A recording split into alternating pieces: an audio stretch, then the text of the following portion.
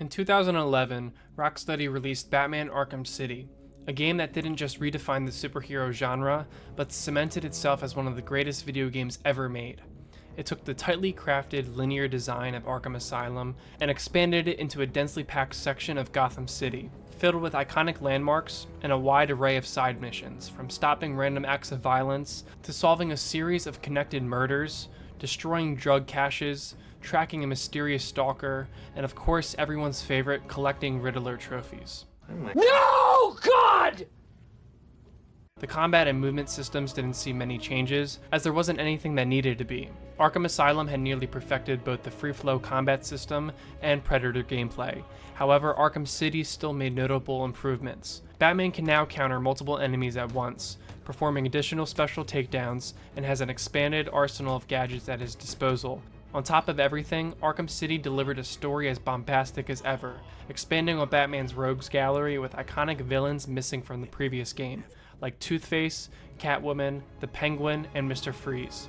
But Arkham City also served to many as the first introduction to other iconic Batman villains, like the game's looming threat in Hugo Strange, to side villains like the Mad Hatter, Hush, Clayface, Deadshot, and the fantastical Ra's al Ghul, alongside his daughter Talia, who serves as a love interest for Batman.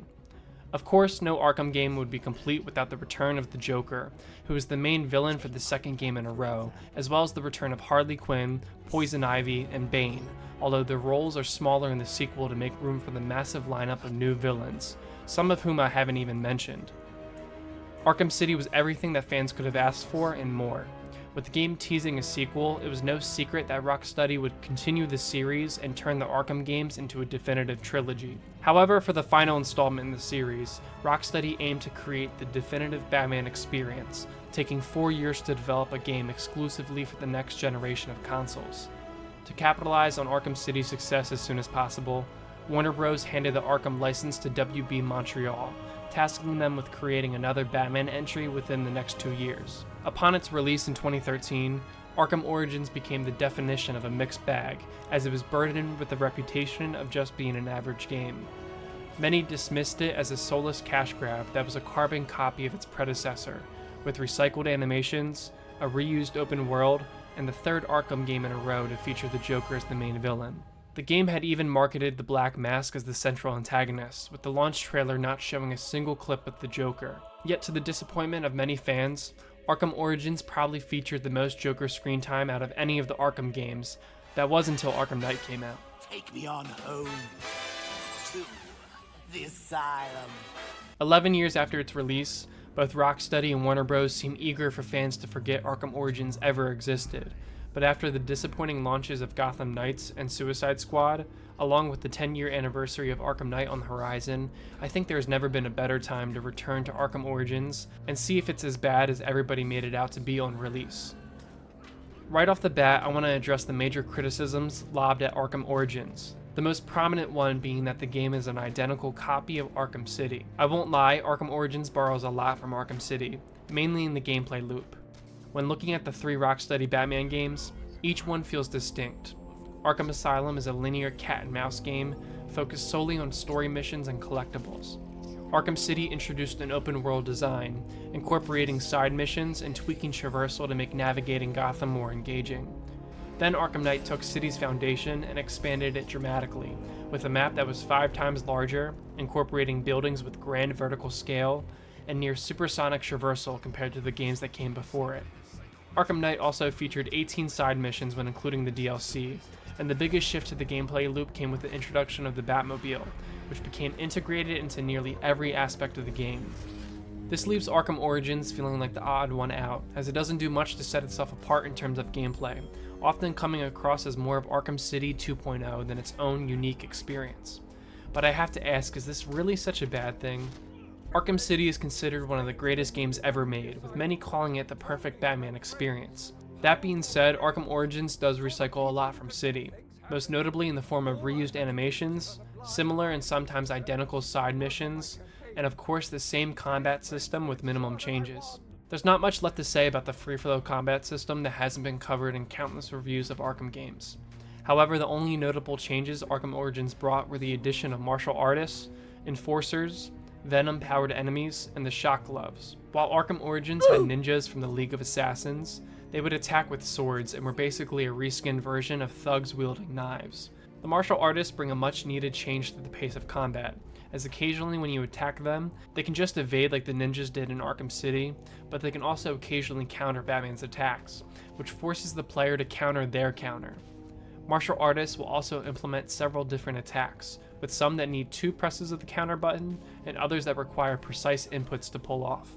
Then there are the Enforcers, who are mini-bosses that are basically beefed up versions of the normal armored enemies that require a cape stun to perform a series of punches. However, the Enforcer enemies have to be taken down in 2 phases. The first initial cape stun and series of punches will knock off their armor, requiring Batman to perform another cape stun and punches to finish them off. Hey yo, what the fuck? The final enemy type brought in Arkham Origins is the Venom-powered criminals, who have some special attacks and require a special takedown in order to remove tubes that are feeding their bodies with venom. The martial artists, enforcers, and venom-powered enemies are mixed in with the usual bad guys that Arkham fans know well, and like the previous 2 games, Arkham Origins can pose a serious challenge. However, the challenge starts to disappear about halfway through the game with the introduction of the shock gloves. When activated in combat, the shock gloves will allow Batman to punch through all enemy defenses, from shields to body armored thugs, and even cancel out the martial artist's ability to counter the player's attacks. The shock gloves make combat incredibly easy, as it just devolves into mindless button mashing. While I'm not entirely against their inclusion, I do think giving players access to them halfway through the game was a mistake. In my opinion, the shock gloves should have been introduced during the final mission and saved for post-game content, as they make late-game encounters far easier than they should be. Speaking of post-game content, Arkham Origins features 9 different side missions. As with much of the game, several are borrowed from Arkham City, but to the game's credit, there are a few unique and enjoyable side missions. One of the standouts involves Anarchy, who's introduced early in the game.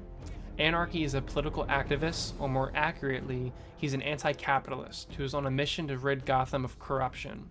He has planted 3 bombs across the city, each guarded by his followers, and after taking them out, Batman disarms the bombs using the same animation from Arkham City when he destroyed Penguin's signal jammers.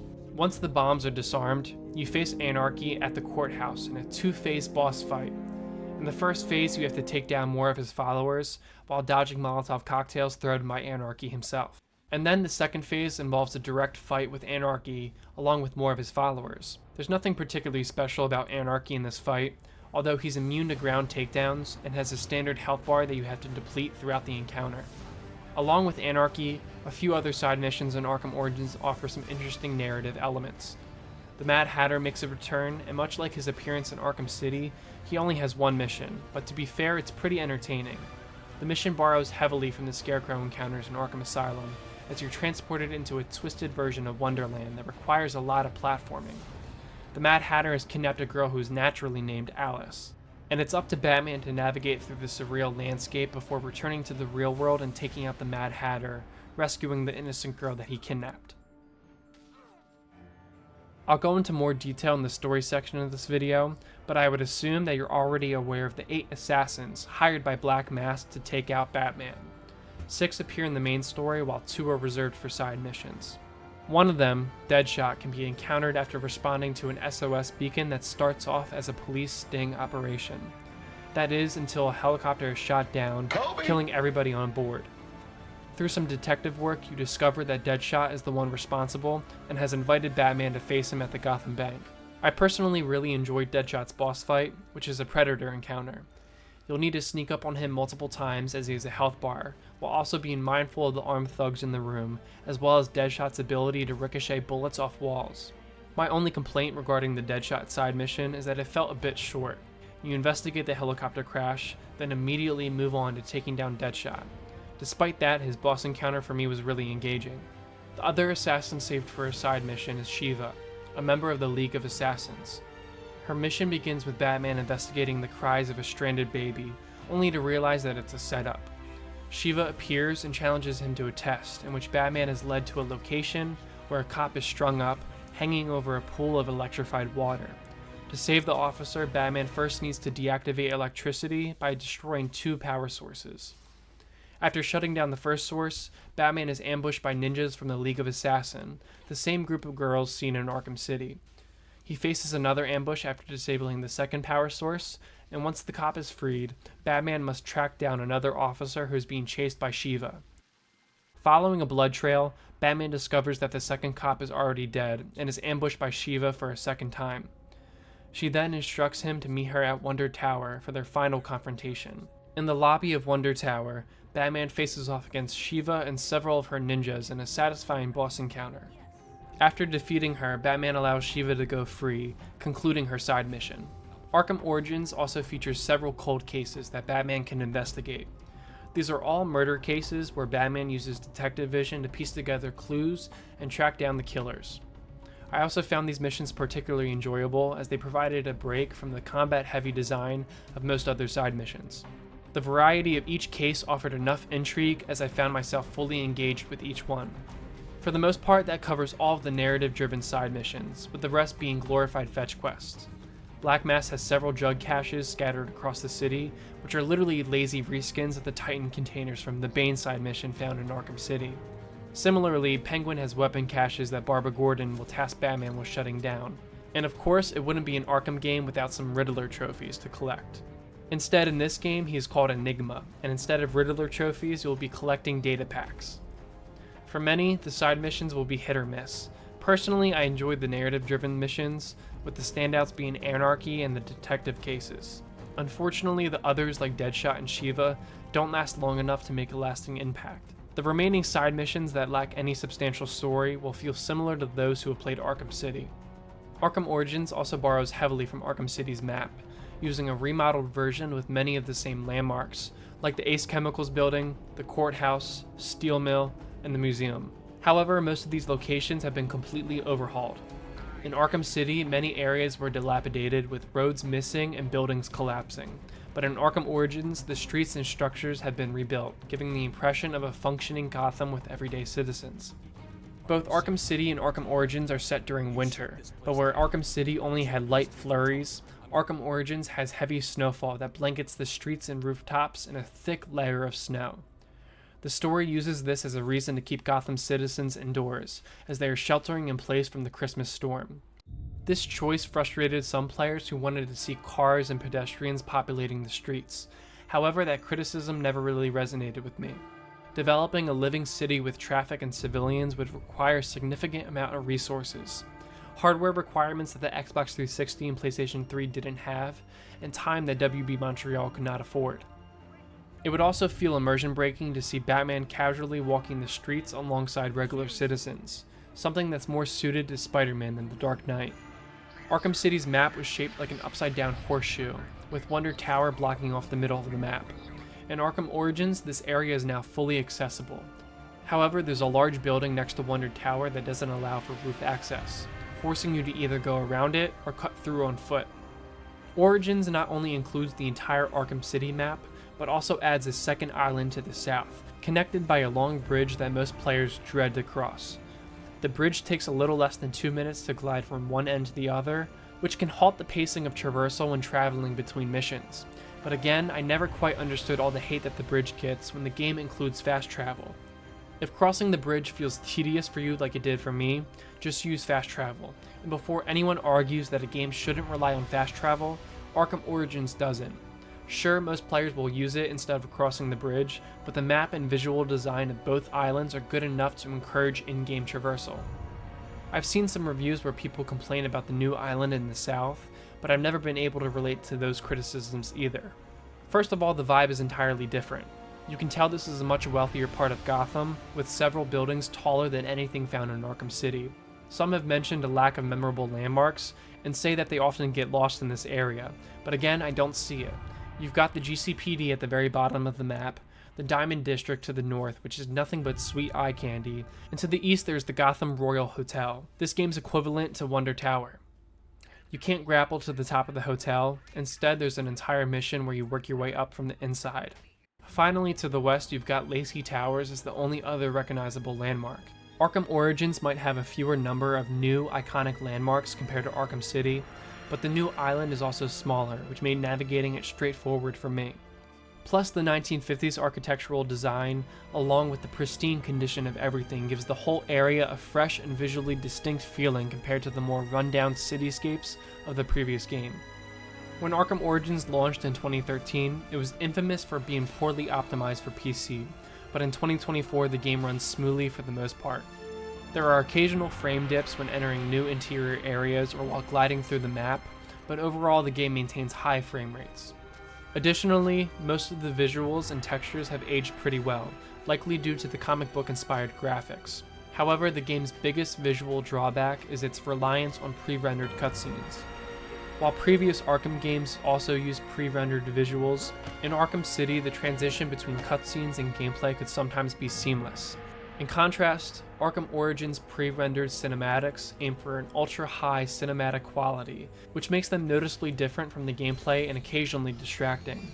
I understand that WB wanted to create epic movie-like cinematics, but the in-game cutscenes in my opinion were far more immersive than the dated 720p visuals. With that being said, I didn't encounter any major glitches during my playthrough of Arkham Origins, as the game only crashed on me 2 or 3 times. But I'm grateful that I even got the game to launch, as I struggled mightily to run the Game of the Year edition of Arkham City on my PC. At first, I had no issues launching Arkham City and made it as far as the steel mill. However, when I returned to the game a few days later, it refused to launch. I tried updating my drivers, looking to forums for solutions, and even setting all the graphical options to the lowest possible settings, but nothing worked. After each failed launch attempt, several game files would become corrupted. After multiple attempts at deleting and reinstalling the game, I ultimately gave up and switched to the Return to Arkham remaster. This was frustrating, especially after my recent experience with the Game of the Year edition of Arkham Asylum, which holds up remarkably well. I was really looking forward to seeing how the original version of Arkham City is aged, but instead I had to settle for the Return to Arkham remaster, a highly controversial addition within the fanbase. I will say that some of the character models in the Arkham City remaster are an improvement over those in the Arkham Asylum version. For example, Batman's face looks much better without the odd, smug expression he had in the Arkham Asylum remaster, although I'm still not a fan of how gray his suit appears compared to the dark blue of the original Arkham City. Other character models like Two-Face and Mr. Freeze are just fine, and Catwoman looks good until you notice her unnaturally bright green eyes. The city itself also benefits from the remaster, with neon signs providing a striking contrast to the rundown, trash-ridden streets of Gotham. I also had to give credit to the updated Joker model, which looks much more disease-ridden and closer to death than he did in the original. While this video isn't focused on Arkham City or its rushed remaster, I felt the need to vent about my disappointing experience. It also felt relevant to mention the Return to Arkham collection, which famously excluded Arkham Origins. Fortunately for Xbox owners, the Xbox 360 version of Origins is playable on modern consoles through backwards compatibility. However, for PlayStation and Switch users without a PC, you're out of luck, as there's never been a re-release of Arkham Origins. This is truly unfortunate, because although Arkham Origins borrows much of its gameplay loop from Arkham City, it sets itself apart with what is arguably the best Batman story in any of the Arkham games. When Arkham Origins was first released, many people were disappointed with the story, with much of the criticism focused on the fact that the Joker was once again the main villain, making this his 3rd appearance in a row. Part of me wishes WB Montreal had taken the risk of telling a Batman story that didn't involve the Joker, especially after Arkham City ended with his death in such a definitive way. However, looking back, I'm very happy with the story that we got. The Arkham series is always centered around the relationship between Batman and the Joker, so it feels fitting that Origins gave us the origin of that relationship. The story of Arkham Origins is honestly fantastic, offering a glimpse of a young and inexperienced Batman on Christmas Eve as he encounters many of his iconic villains for the first time. At this stage in his crime-fighting career, Batman is still an urban legend, with many criminals doubting whether he even exists. This time Batman is voiced by the very talented Roger Craig Smith, whom many will recognize as the voice of Ezio from the Assassin's Creed series, or Chris Redfield from the Resident Evil franchise. Smith had some big shoes to fill, taking over the role previously portrayed by the late, great Kevin Conroy. Fortunately, Smith delivered an intense performance that effectively captured the raw emotions of a younger, more brash Batman. My only criticism is that Batman tends to over-explain things for the player, which can become a bit distracting. This new tool I got from Deathstroke can help me get out of here. The remote claw I took from Deathstroke could be useful here. The game kicks off with a somewhat slow build, as Batman uncovers the $50 million bounty placed on his head by Black Mask, which has drawn 8 assassins to Gotham in a bid to claim the prize. While I've already touched on Shiva and Deadshot, who were reserved for side missions, the remaining 6 assassins make their appearance in the main story. These include Firefly, Copperhead, the Electrocutioner, and Deathstroke, along with returning villains like Killer Croc, who plays a small role in the tutorial mission, and Bane, whose characterization is notably different from his portrayal in the previous Arkham games. Instead of being portrayed as a mindless brute, Bane in Arkham Origins is both a formidable physical presence and a cold, calculated strategist. He arguably steals the spotlight for much of the game, becoming the only other villain in the Arkham series, besides Hugo Strange, to deduce Batman's true identity. Bane pushes Batman to his absolute limit, even bringing his father figure Alfred to the brink of death. The game also explores how Bane ultimately becomes the hulking, mindless version seen in Arkham Asylum, as he overdoses on Titan, transforming into a monstrous figure and losing most of his memories, including the knowledge that Bruce Wayne is Batman. Once Bane enters his final form, the final boss fight turns into a horror experience, as Batman must hide and take out the monster when he least expects it. By now, I would assume that most of you watching are familiar with the fact that Arkham Origins features some of the best boss fights in the series. The Bane horror show stands out as one of the highlights, alongside the cinematic Deathstroke encounter, which requires a good amount of skill to achieve a high combo score. However, the other boss fights didn't leave a lasting impression on me. Even then, the more basic encounters with Copperhead and Killer Croc are still enjoyable in their own right. Finally, let me address the elephant in the room, the Joker. Just like Roger Craig Smith, Troy Baker had huge shoes to fill by stepping in to replace the definitive voice of the Joker, Mark Hamill. To his credit, Troy Baker is one of the best actors in the industry. While he definitely channeled a younger version of Hamill's Joker, he ultimately created his own rendition of the character that everybody praises. His performance was so memorable that he has since been casted in multiple animated features as the Joker. In fact, there's not a single disappointing performance, and multiple characters in the story receive the writing they deserve. I've already touched on how strong the portrayals of Batman, Bane, and the Joker are, but Jim Gordon and Alfred also have excellent characterizations. In fact, outside of Bane, Batman, the Joker, Jim Gordon, and Alfred all experience character arcs. The Joker initially seeks to create chaos as he has no qualms about killing Batman. However, after Batman risks his life to save him, the Joker undergoes a character shift, doing everything he can to make Batman break his no-kill rule. Jim Gordon and Alfred each undergo their own character arcs alongside Batman. Throughout the story, Alfred learns to trust Bruce as he continuously encourages Batman to come home and let the police handle the situation. It isn't until Batman stops Firefly from burning down the Central Bridge, saving all the hostages on board, and then returning to the Batcave in time to resuscitate Alfred from the brink of death, that Alfred finally realizes that Bruce is not in over his head. Meanwhile, Batman and Jim Gordon also learn to trust each other throughout the story. Their intense disposition at the beginning of the game gradually transitions into a strong and lasting partnership. With Arkham Origins in context, it makes much more sense that Jim Gordon got a leading role in Arkham Knight, compared to the occasional appearance he made in Arkham Asylum and the brief cameo within the final 30 seconds of Arkham City. Overall, while it's clear Arkham Origins borrows heavily from Arkham City, I don't think that automatically makes it a bad game. In fact, Arkham Origins excels in many areas, building upon the foundation set by Arkham City with meaningful adjustments to gameplay, as well as revisions and additions to the open world. Surprisingly, the aspect that has aged the best is the story, showcasing perfect characterization and performances. From the comic-accurate Bane, to the origins of Batman and his relationship with the Joker, Jim Gordon, and the last remnant of his family, Alfred. If you haven't given Arkham Origins a chance, I recommend doing so. Regardless if you're a fan or a critic of Arkham Origins, let's have a discussion in the comments. If you stayed until the end, thank you for watching, and please consider subscribing. If you're new here, I always provide a sneak peek at what game I'll be covering next, so I hope to see you again when I dive into the Silent Hill 2 remake. Thank you for watching.